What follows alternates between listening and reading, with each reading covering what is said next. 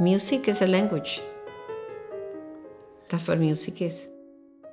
Of course, it's a banal thing to say, but it's language which everyone understands. But in order to make it understandable, you have to speak it well. Music is a joy of life and give you a sense of peace, a sense of to be optimist. That is the idea. It feels detached and almost selfish to be able to have the luxury to escape to something and ignore what's happening outside.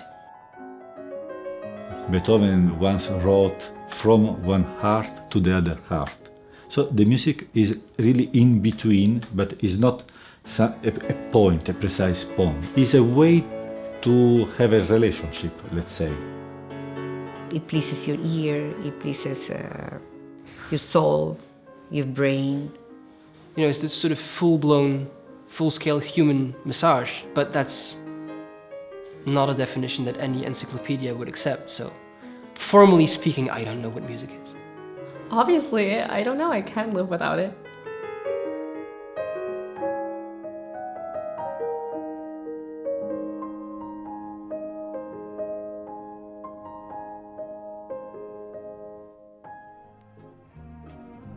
Oggi che magnifica giornata, che giornata di felicità. La mia bella donna se n'è andata, m'ha lasciato al fine libertà. We are right now in a pretty magical place.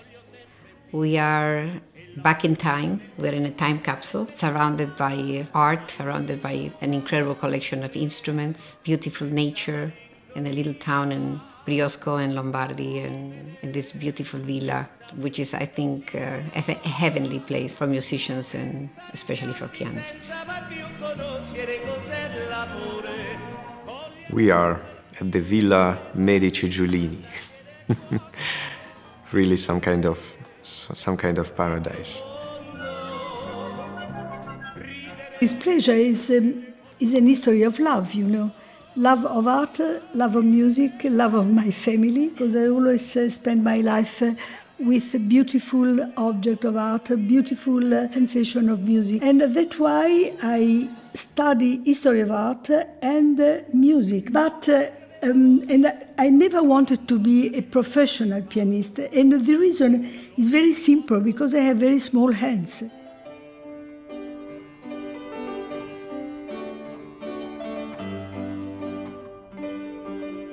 Mrs. Fernanda Giulini put together this collection and restoring, collecting, saving a precious instrument. Now she offers the possibility to a musician not just to see, to listen, sometimes to play even, and to record on her instruments. At the beginning, I bought the first instrument. It was perfect in this house. And then one after the other, there are 100, a little bit too many. But I guarantee that I play them. Sister piano, tu Walter. Yes. Tu.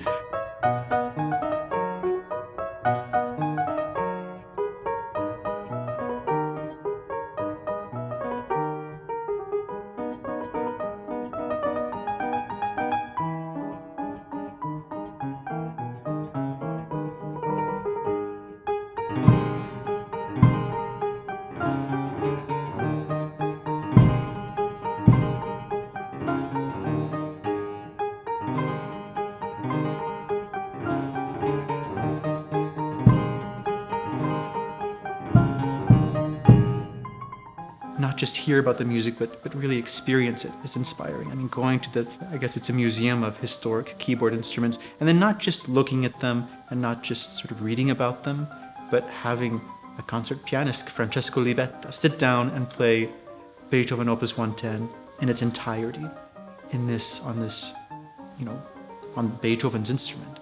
I've never experienced that before.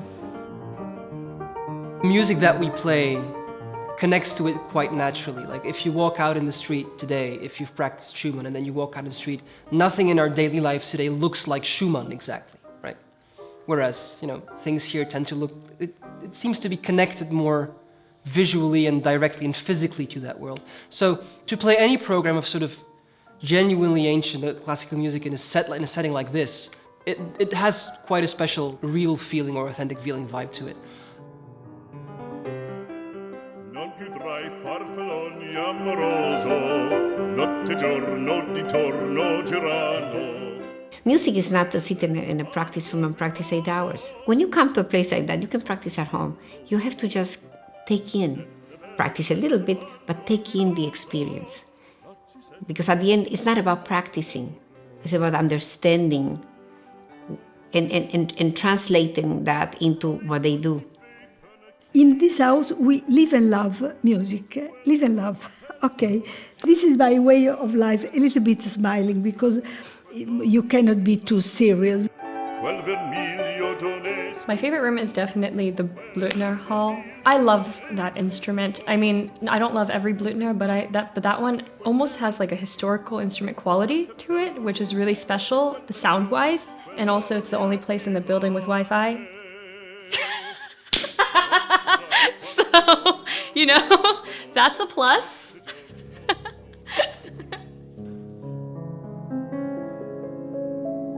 When we invite these artists, we invite them not only because they play well.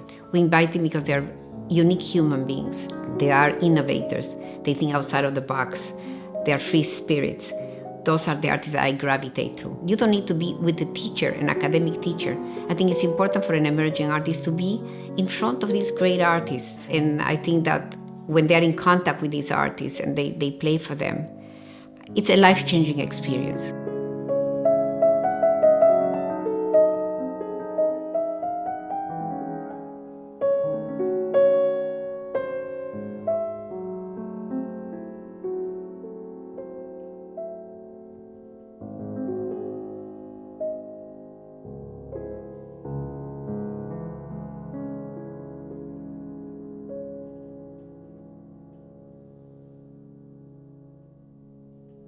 Gisela has a personal philosophy of what music should be and of what music performing should be. She likes freedom, diversity, personalities, and mostly honest approach to expression. You really enter a family of different but like-minded spirits, let's say. And she actually managed over the last 25 years to come up with a surprisingly impressive pool of pianists who have really done remarkable things.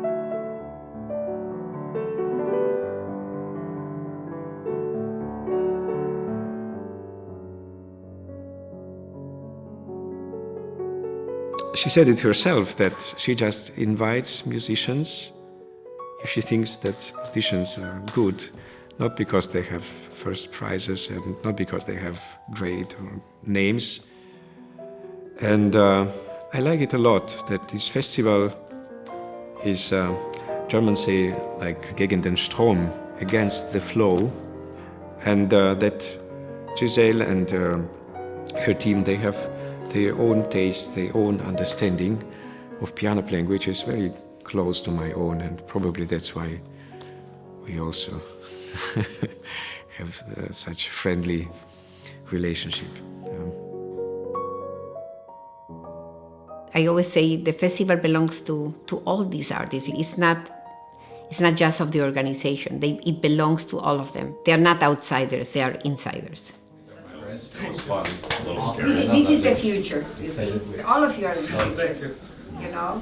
So it's important about here is really that you need to come out with your own voice. Not to sound like anybody else, but to really, really sound like yourself, you know? Yeah.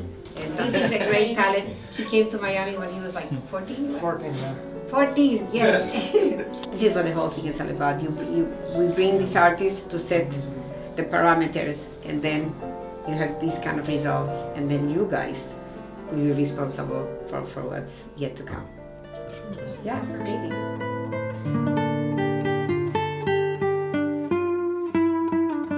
I feel like I wasn't really a pianist until like a couple months ago.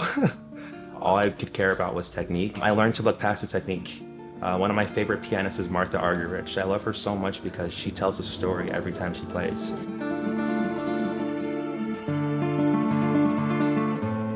I'm having a wonderful time here so far. I've really enjoyed staying in a different country. It's my first time out of the US. Coming here, I realized just how universal it is. We watched a piano lesson. There was a student from Guatemala. He doesn't speak any English, and Julien was his teacher. The speaking was very minimal. It was mostly demonstrations and singing and hand motions and just showing these musical ideas. And the amount of understanding and communication that happened just with the sound between those two people was really incredible. I had one lesson so far with maestros and Beus, and it was very inspiring actually. The thing I love the most is just the kind of different approach so a very good artist can give you and open your mind about things you will never think about. The older I get, the more I feel like teaching and performing don't feel so separate. They feel to me like exploring music. And whether I'm preparing, for my own solo performance, or if I'm working with a student, somehow tapping into that, magical maybe is a silly word, but there's something about music that it's hard to put your finger on what makes it so compelling and so important to us.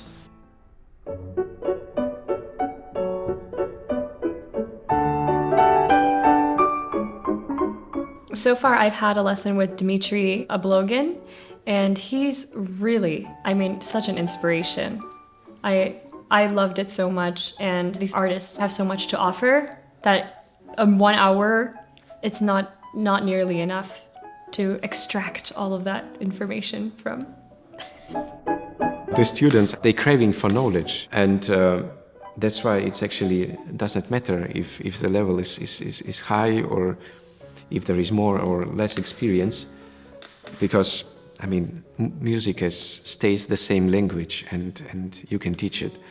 And so far, I've been really happy to teach these young guys and girls.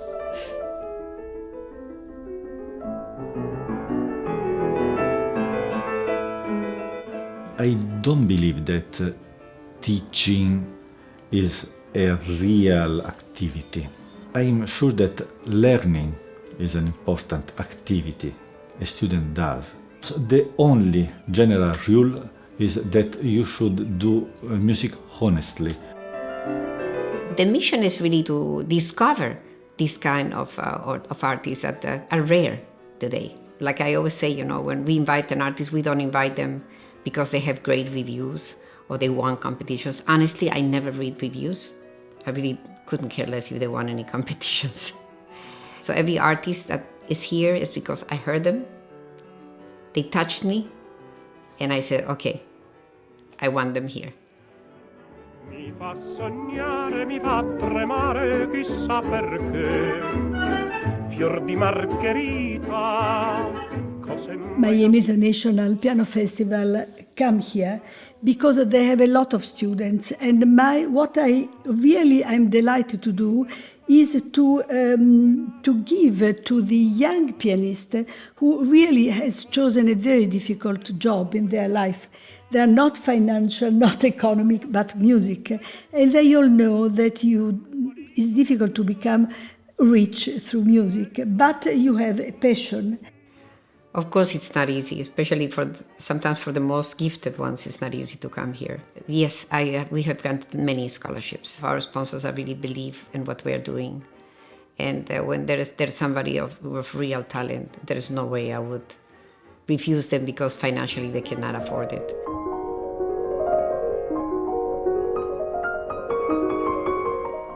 This project has been life-changing for the Miami International Piano Festival. It somehow brought to life all the ideals that this institution was born with, of inspiration, of helping the new generations of pianists to come to stages, to professionalize careers of young artists. This is one of our dreams coming true, inspiring the next generation of pianists, and this is something that we will bring back to Miami very soon.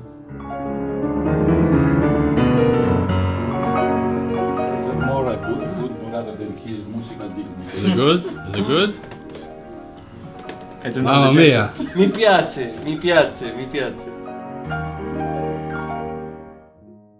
My advice for young people, yes, especially within music, but you can carry it to other things around music or in life in general, is to make sure they cherish and savor everything. When we talk about music, it's listening to every single note they play, observing it, thinking about it, feeling it, trying to make the most out of it. And I think the same goes for other experiences. In this place where we are, there's so many little and big, beautiful things that surround us. And it's just an opportunity to feel life and to experience life. What I hope for the 25 years, because I said, I'm not going to live forever. And I really feel that this work has to live forever. We got here and now we have to move forward into the future. That's the way I feel.